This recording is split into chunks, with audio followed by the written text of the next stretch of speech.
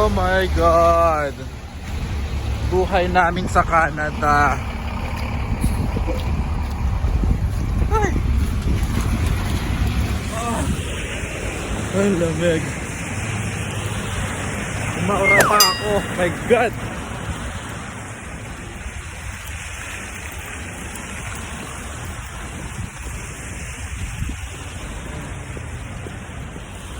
Pero buti na lang malapit na ako sa bahay namin. Kanina umaga fresh na fresh ako, ngayon balasa na. It feels like yung parents ko nagluluto ng something mabango eh. Oh. Ay, buhay Canada nga naman. Ay, kailangan kong mag-shovel ng sasakyan, tsaka linisin kasi ano, hindi ako makakalis kung hindi ko siya ayusin. Ay nako, winter's back. Saan ang mga pala? Ay, winter is back. Hindi ko nami-miss mag-ano ng mga sasakyan.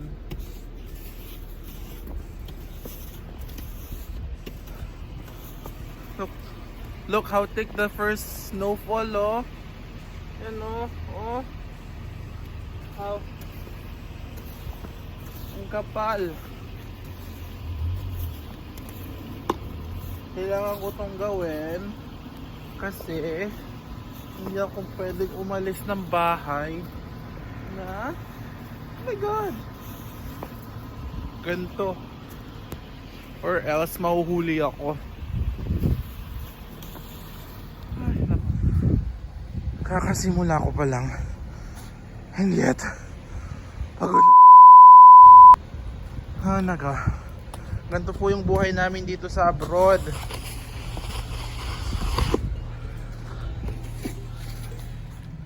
Oh no! Non-stop snowing na, ang tagal na nito. Kahapon pa. Kahapon yung snow malambot pa eh. Ngayon, parang na siyang feel a view. I mean the view from our office. This whole city is covered with snow.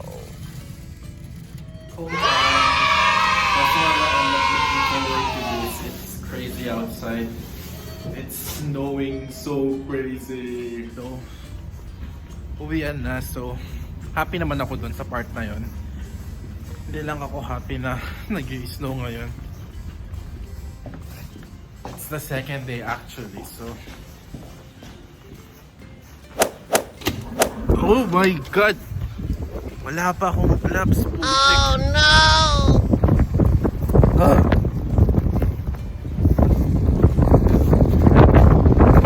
Oh. Ganito po yung buhay namin sa Canada. Sinusuong namin yung snow.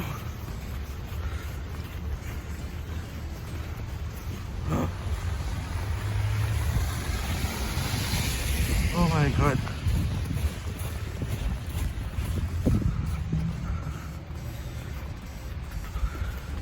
Ang hangin pa. Ang hirap ng walang sasakyan. Ang hirap ng nagbabas.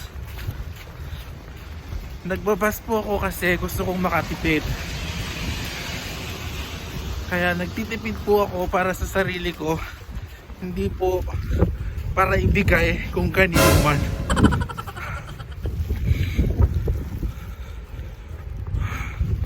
Tinitiis ko tong snow para lang makatipid sa parking.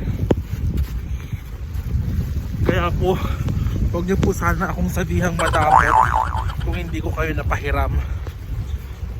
Madami din po kong gastos. At may mga pinag-iipunan po ako. Ay my God, sakit sa mukha.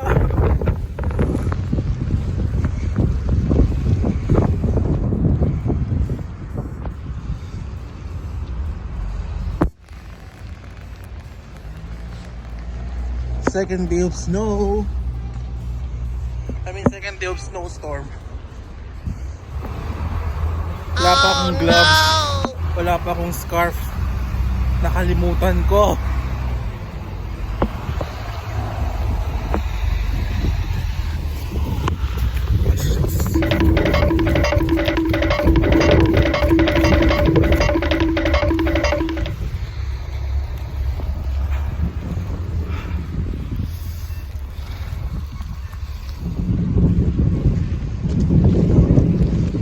Ganda, di ba?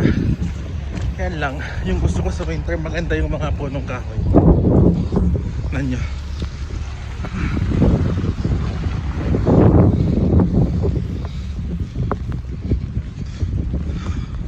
Mali pa yung suot ko. Sana nag-contacts na lang ako today. Ba't pa ako nagsalamin? Ay, naku. Ay, nakarating na rin. Nako sa bahay namin. That was one of the longest bus ride ever. Or more than 45 minutes. Ganda.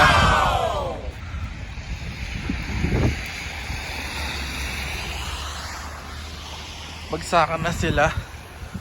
May mga dahon pa kasi kaya mabigat. Ay nako, Diyos ko Lord. Palpala ka man nun.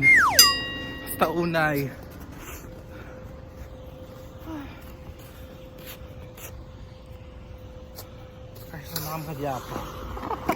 Sucks. A few moments later.